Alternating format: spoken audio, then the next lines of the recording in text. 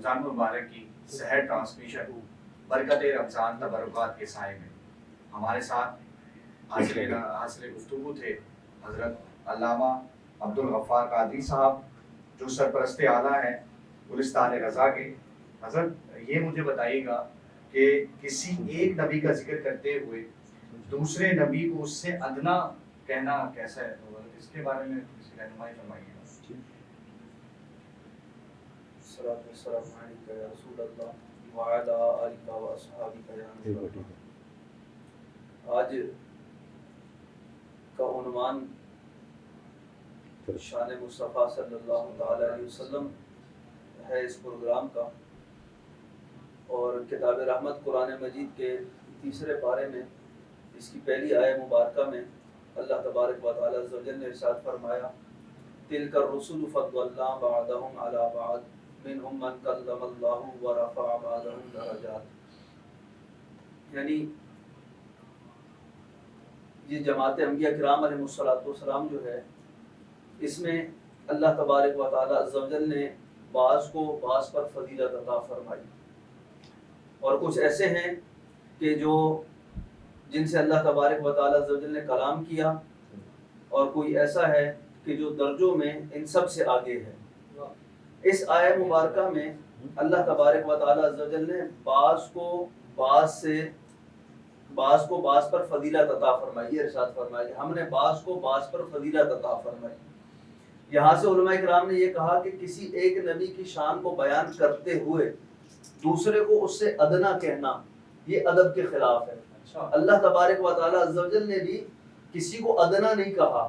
یہاں پر ارشاد فرمایا کہ ہم نے بعض کو بعض سے فضیلت عطا فرمائی, تو کسی کو ادنا نہیں کہا گیا. یہ نبی کے مقام کے خلاف ہے یہ بات کہ کسی نبی کو ادنا کہا جائے. ایک کی فضیلت کو بیان کرتے ہوئے کبھی بھی دوسرے کو جو ہے نا وہ ادنا نہیں کہنا چاہیے. انبیاء کرام علیہ السلام کے شان اور ان کے ادب کے خلاف ہے, چونکہ اگرچہ ہم کلمہ حضور اکرم صلی اللہ تعالی علیہ وسلم کا پڑھتے ہیں, لیکن ہمارا ایمان ہر نبی پر ہے. ہم مانتے سب کو ہیں. ہمارے ایمان کا یہ لازم جز ہے کہ آمنت باللہ و ملائکتہ و کتبہ و رسولہ. ہم سارے نبیوں کو مانتے ہیں.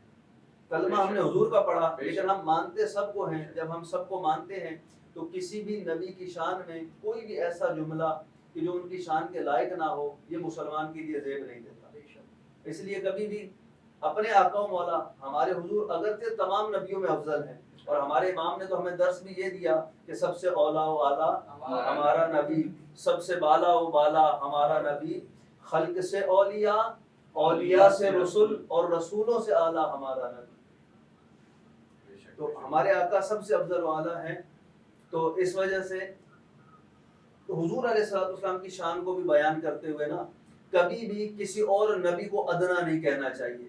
اللہ تبارک و تعالی عز و جل نے بعض کو بعض پر فضیلت عطا کی ہے, تو یہی جملہ مناسب ہے انبیاء کرام علیہ السلام کے لیے کہ بعض کو بعض پر اللہ تعالی نے فضیلت عطا فرمائی, کوئی ادنا نہیں. اچھا حضرت یہ بھی ارشاد فرمائیے کہ لوگ نبی کی شان کو اتنا بڑھا دیتے ہیں کہ اللہ سے ملا دیتے ہیں, تو اس کے بارے میں بھی کیونکہ یہ ہمارا ایک مائنڈ سیٹ ہے, مختلف لوگ جو ہیں یہ بولتے ہیں کہ جو ہے آپ بالکل یہ آپ کا سوال ہے, اور اکثر یہ کہا جاتا ہے. پہلی بات تو اس حوالے سے میں سب سے یہ عرض کروں گا کہ اللہ تبارک و تعالی عز و جل کے نبیوں کی شان کو بیان کرنا یہ خود خالق کائنات کی سنت ہے. اللہ تبارک و تعالی عز و جل نے خود اپنے نبیوں کی شان بیان کی. کتاب رحمت قرآن مجید اٹھائیں, قرآن مجید کے 30 سپارے, ہر سپارے کا ہر رکوع اور ہر رکوع کی ہر لائن اور ہر لائن کا ہر لفظ اللہ کے نبیوں کی شان کو بیان کر رہا ہے. اللہ تعالیٰ نے اپنے انبیاء کرام علیہ السلام کی شان قرآن میں بیان کی. تو انبیاء کی شان بیان کرنا یہ تو ہے خالق کائنات کی سنت, اور انبیاء کرام علیہ السلام کی شان کو گھٹانا, انہیں اپنے جیسا کہنا یا اپنی طرح کا سمجھنا یہ ہے شیطان کا طریقہ. شیطان نے اپنے آپ کو اللہ کے نبی سے افضل قرار دینے کی کوشش کی تو مردود ہو گیا. تو انبیاء کرام علیہ السلام کی شان بیان کرنا یہ خالق کائنات کی سنت ہے, اور ہماری آقا و مولا حضور سرور کائنات صلی اللہ تعالی علیہ وسلم، یہ تو وہ عظیم ترین ہستی ہیں کہ کائنات میں اللہ تبارک و تعالی عز و جل کے بعد اگر کوئی بزرگ اور برتر ترین ہستی ہے تو وہ رسول اللہ صلی اللہ تعالی علیہ وسلم کی ذات ہے۔ ہمارا یہ عقیدہ ہی نہیں کہ انبیاء کرام علیہ الصلوۃ والسلام کو خالق کائنات کے مقابلے پہ لا کر کھڑا کیا جائے، یہ ہمارا طریقہ نہیں، نہ یہ ہمارا عقیدہ ہے۔ ہمارے امام عشق و محبت سرکار اعلیٰ حضرت رضی اللہ تعالیٰ عنہ، بڑا خوبصورت کلام ہے امام کا۔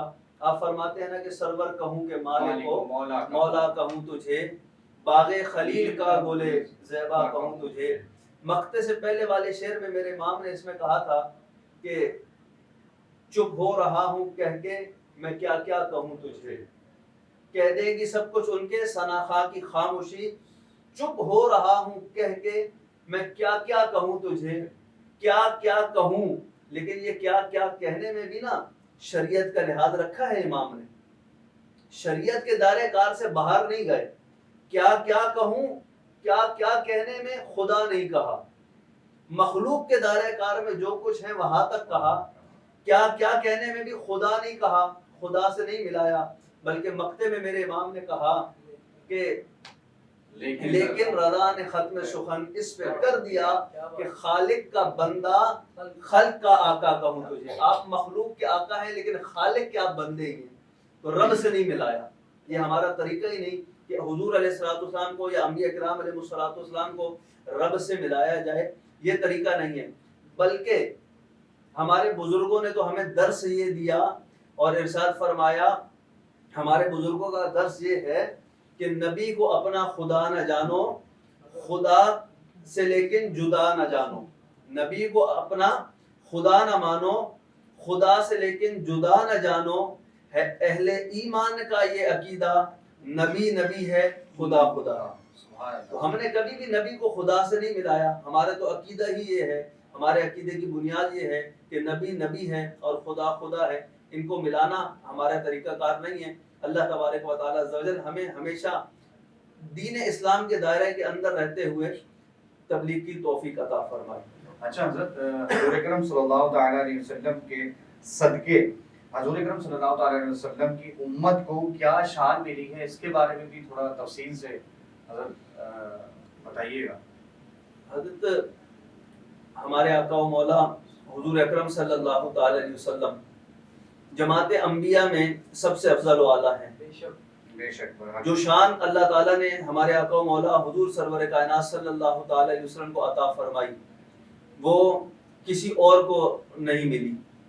حضور علیہ الصلوۃ والسلام کی شان علیہ الصلوۃ والسلام کی امتیں، دیگر انبیاء کرام علیہ السلام کی امتیں جب میدان محشر میں آئیں گی تو ان سے سوال کیا جائے گا کہ تم تک اللہ تبارک و تعالیٰ عز و جل کا پیغام پہنچا، انبیاء کرام علیہ الصلوۃ والسلام نے تبلیغ کی اور کتاب رحمت اور اپنے اپنے دور کی کتابوں کا پیغام جو ہے وہ تم تک پہنچایا گیا، تو تم نے اس پیغام کو قبول کیوں نہ کیا، کس چیز نے تمہیں روکا؟ تو جو سابقہ انبیاء کرام علیہ الصلوۃ والسلام کی امتیں ہوں گی وہ اس دن انکار کر دیں گی اس بات کا، وہ کہیں گی کہ ہمیں تو کسی نے تبلیغ کی ہی نہیں، ہم تک تو پیغام حق پہنچا ہی نہیں۔ جب پیغام حق پہنچا نہیں تو پھر ہم مانتے کیسے اس بات کو، ہم کیسے ایمان لاتے؟ ہمیں تو کسی نے تبلیغ نہیں کی، رب کا پیغام ہم تک پہنچایا ہی نہیں گیا۔ جب یہ ساری امتیں انکار کر دیں گی سابقہ انبیاء کرام علیہ الصلوۃ والسلام کی تبلیغ کا، تو اس وقت اللہ تبارک و تعالیٰ عز و جل حضور اکرم صلی اللہ تعالیٰ علیہ وسلم کی اس امت کے علماء کو اور اس امت کے اولیاء کو فرمائے گا کہ تم بتاؤ کہ کیا میرے نبیوں نے تبلیغ نہیں کی؟ تو اس امت کے اولیاء اور اس امت کے انبیاء حضور علیہ الصلوۃ والسلام کے صدقے میدان محشر میں سابقہ انبیاء کرام علیہ الصلوۃ والسلام کی تبلیغ پر گواہی دیں گے کہ الہ العالمین ہم گواہی دیتے ہیں کہ یہ سارے انبیاء جتنے تو نے اس دنیا میں بھیجے انہوں نے تبلیغ کا حق ادا کیا، تیرا پیغام حق انہوں نے لوگوں تک پہنچایا اور انہوں نے اس پیغام کو ٹھکرایا اور قبول نہیں کیا۔ یہ گواہی دیں گے حضور علیہ الصلوۃ والسلام کے امتی، اس امت کے اولیاء اور اس امت کے علماء۔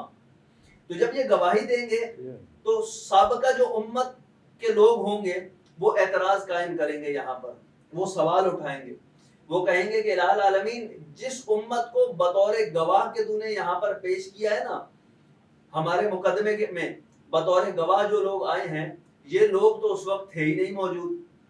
گواہی دینے کے لیے یہ ضروری ہے کہ گواہ کا موجود ہونا، وہ اپنی آنکھوں سے دیکھے گا تو گواہی دے سکے گا.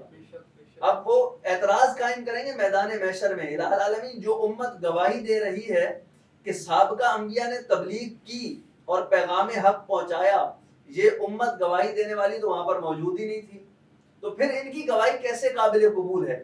اب اللہ تبارک و تعالیٰ عز و جل سوال کرے گا کہ اے امت محمدی کے اولیاء اور علماء بتاؤ تمہیں کیسے پتا چلا کہ انبیاء کرام علیہ السلام نے، سابقہ انبیاء کرام علیہ السلام نے تبلیغ کی اور اپنا حق ادا کیا، تم تو تھے ہی نہیں وہاں پر. تو اس وقت اس امت کے اولیاء اور علماء بارگاہ الہی میں عرض کریں گے الہ العالمین ہمیں تیرے حبیب صلی اللہ تعالی وسلم نے بتایا، حضور علیہ السلام نے ہمیں بتایا، تو حضور کی گواہی پر، حضور کے فرمان پر ہم یہ گواہی دے رہے ہیں کہ سابقہ انبیاء کرام علیہ السلام نے جو ہے وہ تبلیغ کا حق ادا کیا اور رب کا پیغام ان لوگوں تک پہنچایا، لیکن انہوں نے اس پیغام کو قبول نہیں کیا.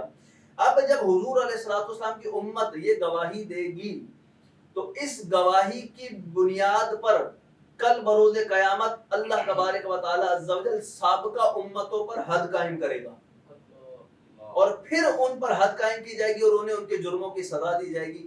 تو یہ شان اللہ تعالیٰ نے اس امت کو حضور کے صدقے عطا کی کہ اس امت کے علماء کی اور اس امت کے اولیاء کی گواہی کل بروز قیامت سابقہ انبیاء کرام علیہ السلام کے حق میں اللہ تعالیٰ قبول فرمائے گا.